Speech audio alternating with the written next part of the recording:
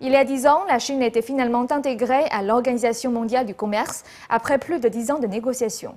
Mais aujourd'hui, de nombreux États occidentaux accusent la Chine de n'avoir pas effectué les réformes qu'elle avait promis d'entreprendre. Mardi dernier à Washington, la commission du Congrès américain sur la Chine a organisé un débat sur la place à accorder à la Chine au cœur de l'OMC. Cela fait maintenant 10 ans que la Chine a rejoint l'Organisation mondiale du commerce, ce qui n'a été possible qu'après 15 ans de négociations et de promesses politiques. Aujourd'hui, les observateurs occidentaux remarquent que beaucoup de ces promesses n'ont été que du vent. En considérant ces 10 dernières années, si l'on demande si la Chine a tenu ses promesses et si elle les tiendra dans le futur, la réponse est tristement non. Mardi dernier, la commission du Congrès américain sur la Chine a tenu une conférence à Washington pour débattre de cette question.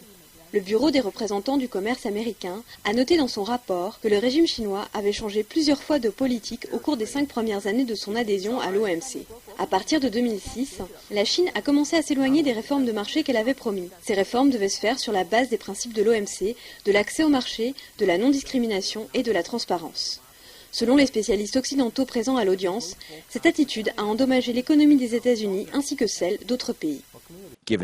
Vu l'influence économique et la taille du pays, le refus de la Chine de respecter ses engagements liés à l'OMC endommage les intérêts économiques des États-Unis et du tiers-monde. Ce refus menace aussi d'ébranler la légitimité de l'OMC et le système commercial basé sur des règles internationales.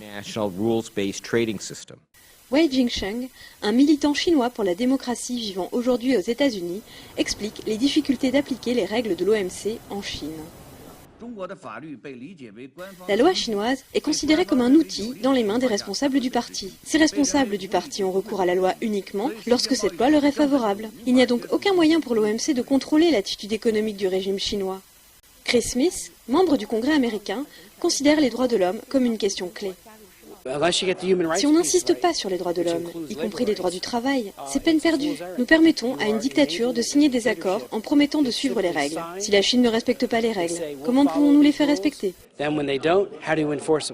Les États-Unis ont déposé 12 plaintes contre la Chine pour non-respect des règles de l'OMC. Les législateurs américains argumentent que la politique commerciale du régime chinois a provoqué la perte d'emplois aux États-Unis. L'an dernier, les États-Unis ont présenté un déficit commercial de plus de 207 milliards d'euros avec la Chine. Malgré cet énorme déficit, les exportations américaines vers la Chine ont augmenté de 32% l'an dernier et ont atteint le niveau record de 70 milliards d'euros, ce qui offre une petite consolation dans ce qui reste une relation commerciale très déséquilibrée.